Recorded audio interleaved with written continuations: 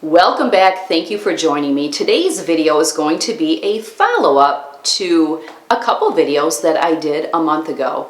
In those videos, I talked about budgeting skills or concepts that my husband and I implemented in our home while raising our children. The first video hit on the younger years and the second video hit on the teen years. I will have both of those videos linked below, as well as other budgeting videos that I have in my library. When I did those videos, I knew that I would receive many questions, and I encouraged that. I recently went in and took all of your questions and I compiled them into a list so that we can tackle them today. And let me just share that there was a common thread with many things, which is really great because that gives me the opportunity to answer many of your questions. So let's go ahead and get started. The very first one has to do with prom dresses or formal dresses and dances.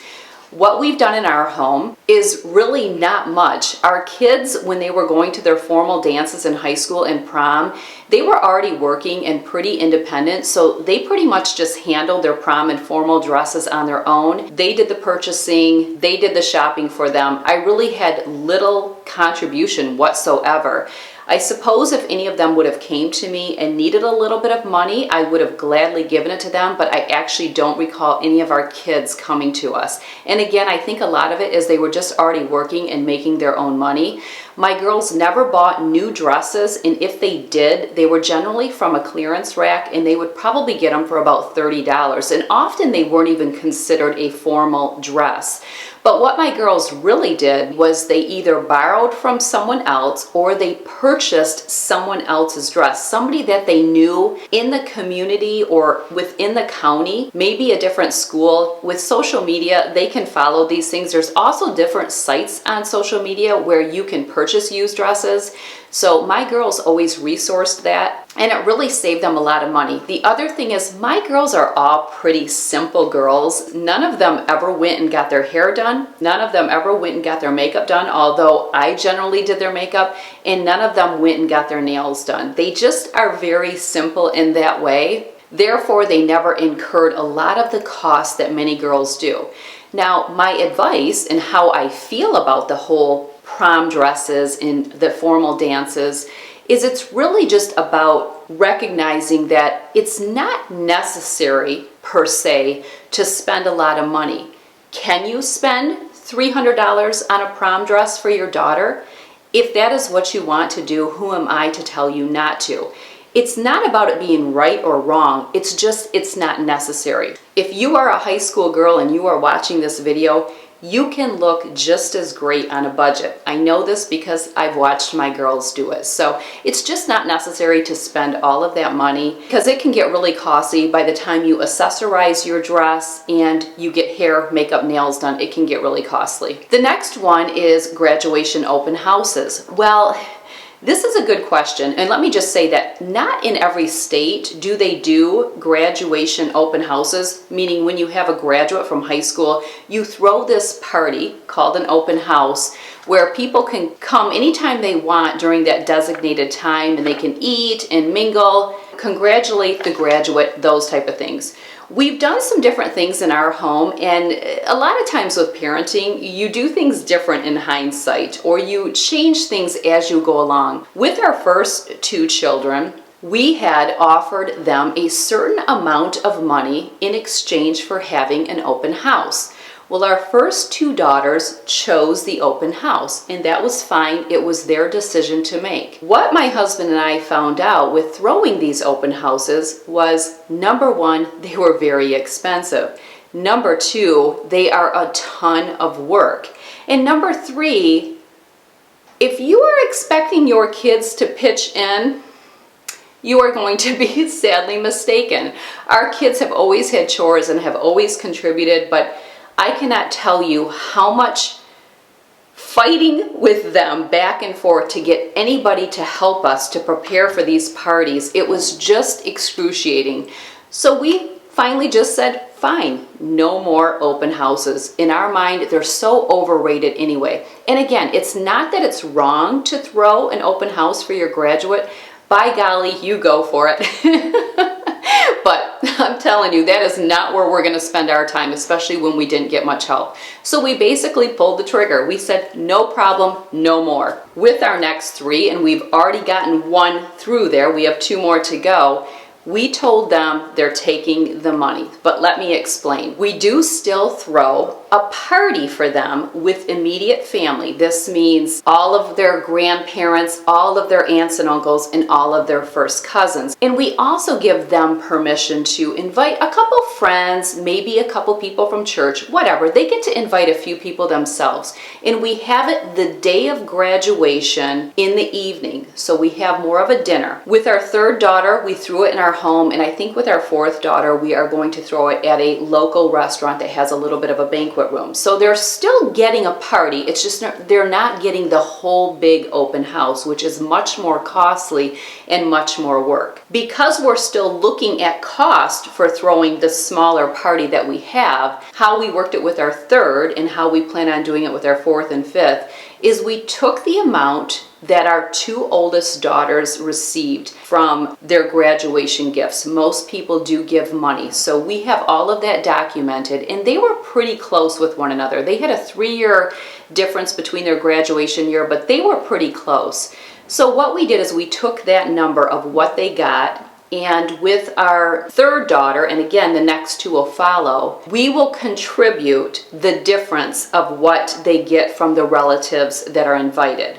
So for instance, when we threw our 3rd daughters, she took all of the money that she got in the cards from all of her loved ones, all of her family members, and then we paid the difference. So basically all of our girls will get about the same for graduation. It's just, that's how we've chose to do it. So I hope it's not too confusing. You really do just have to do what works for you, but we have never regretted this decision. It is one of the best decisions we could have made, and although it's very difficult when the child is graduating because they are not getting that big party while all their friends are, as soon as that season is done, they're so thankful that they have just as much money to walk away with, and then they get to apply it to their college education. Next topic is extracurricular activities such as sports, lessons, church retreats, etc.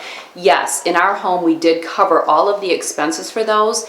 That was a very tough and financially difficult time because we had kids in travel sports, and we had 2-3 at a time in travel sports. And for any of you that have kids that are in travel leagues, you know the costs associated with those. Not only are there league fees, you are constantly driving back and forth to practices. Sometimes it is extremely far away. We had a daughter that was on a travel lacrosse team, and it was like a 50-minute drive just to go to her practices. And then a lot of these tournaments are out of state, so you are paying for hotel fees, eating out, all of the gas.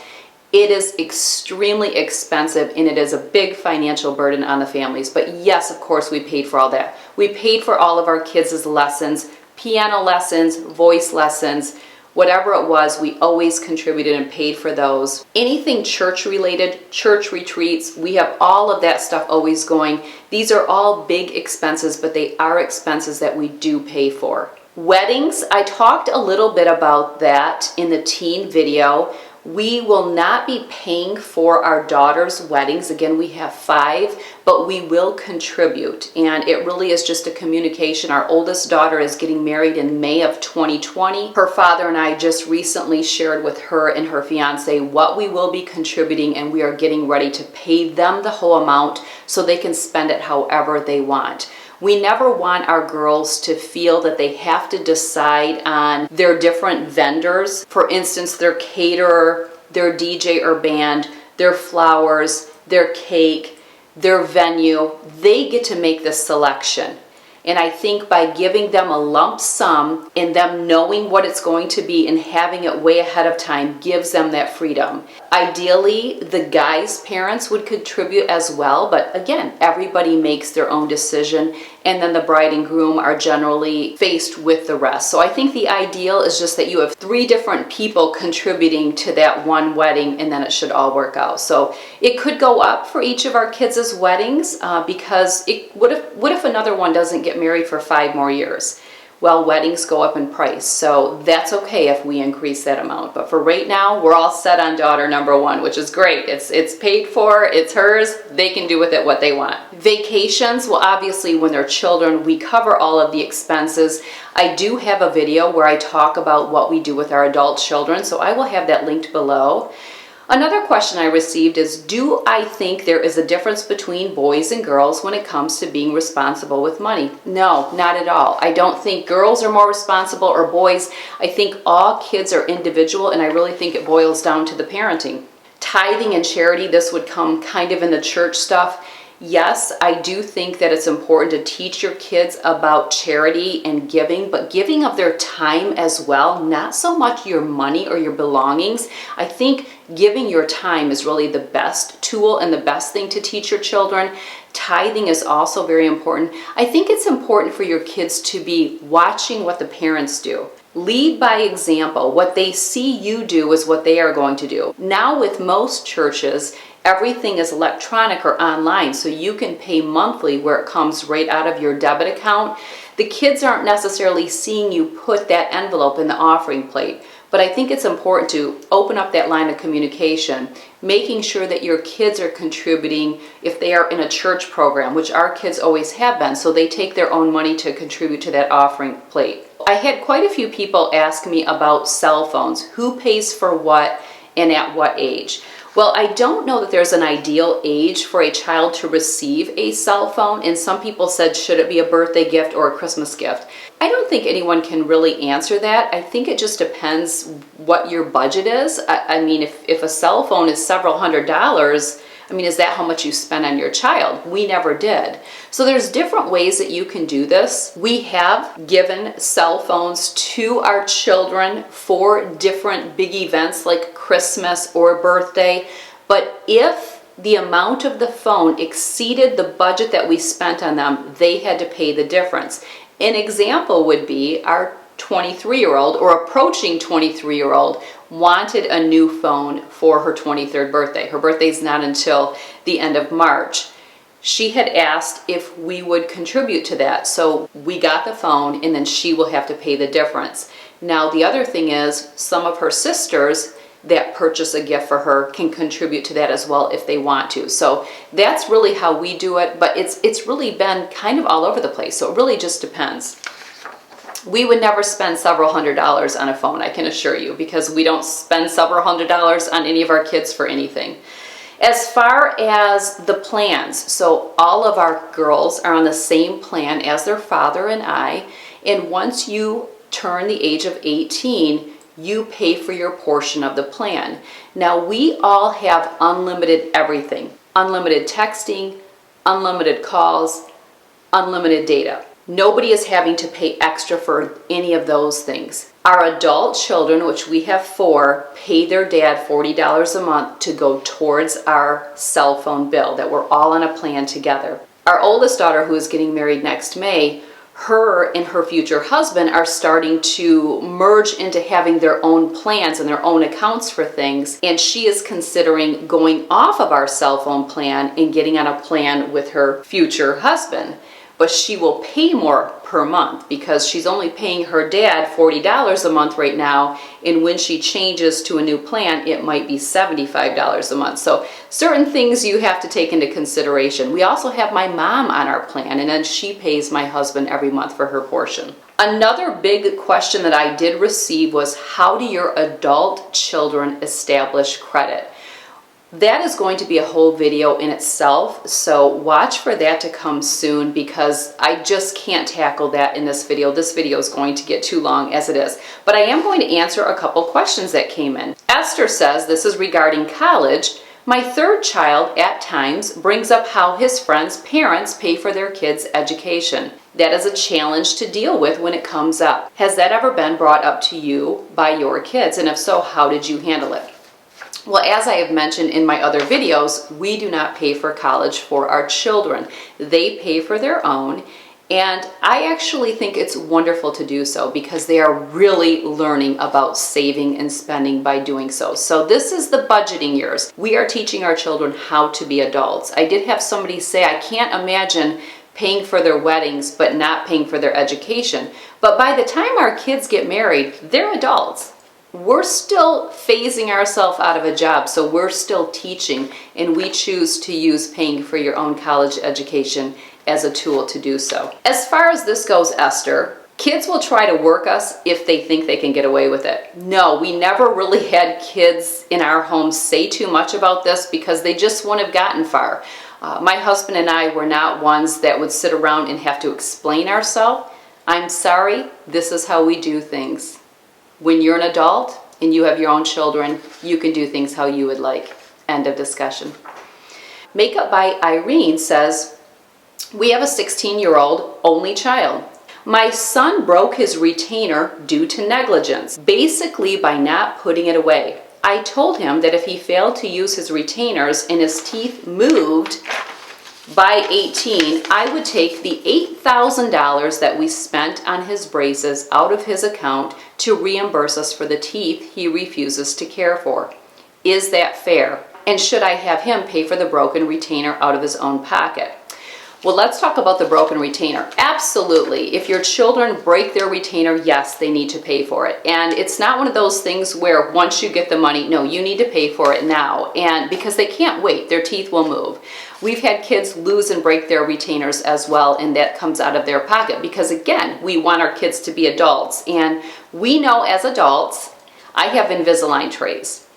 If I break one of my trays or I lose any of my trays, I have to go get a new one. Well, how do I get that? I have to pay for it. So if you want to teach your kids how to be adults, you have to teach them the things that adulting is going to require, which means paying for those things. So absolutely, he should pay for his own retainer out of pocket. As far as taking the $8,000 out of his account to reimburse you for his teeth if he refuses to take care of them, this is more of a question of accountability and responsibility.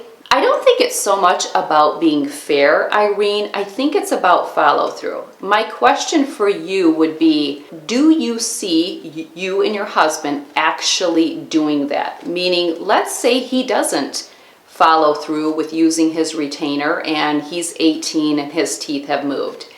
Do you really see yourself taking that money? If you do, then by all means, who am I to tell you to not threaten him with that?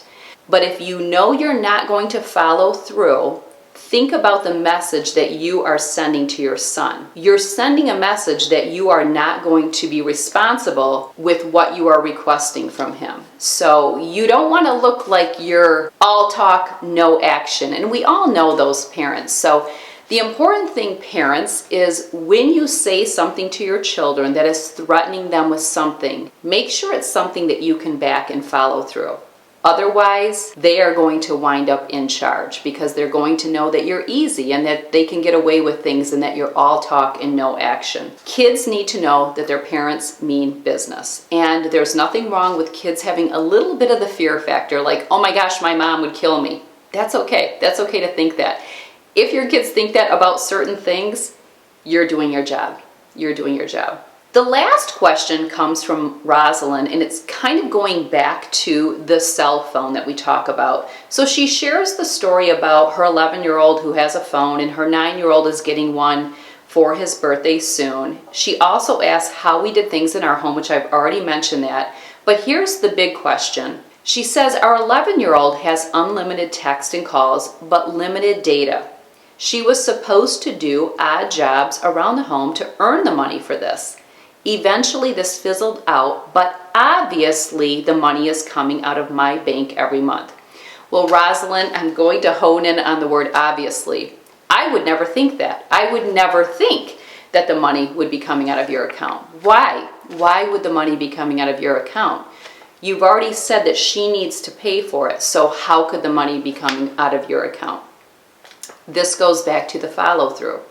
If you've set up rules, boundaries, perimeters for your daughter and she doesn't get to use that data unless she pays for it, then there's no way she can unless you're allowing it. So this is one of those things where the parent is more to blame than the child. And I know sometimes that's hard to hear, but when I receive these questions, it's because you want answers. And to get answers, you have to be open that there could be a different perspective or a different way to view things. And often parents have good intentions, they really do. It's just that we aren't always efficient. So to be efficient as a parent, one of the biggest requirements is that you have to be able to follow through with what you say. If you tell your 11-year-old she needs to pay for her data or she won't have it, nothing should be coming out of your account. You shouldn't even be part of the picture. This is all about her. All right, I tackled all the questions that had came through on both of those videos. I didn't miss anything, and don't forget, coming up we will talk about how does your adult children establish credit and what we did in our home. I have a lot to say on that. So thank you for joining me. Let me know what else you would like to see. I'll see you soon in the next video. Take care.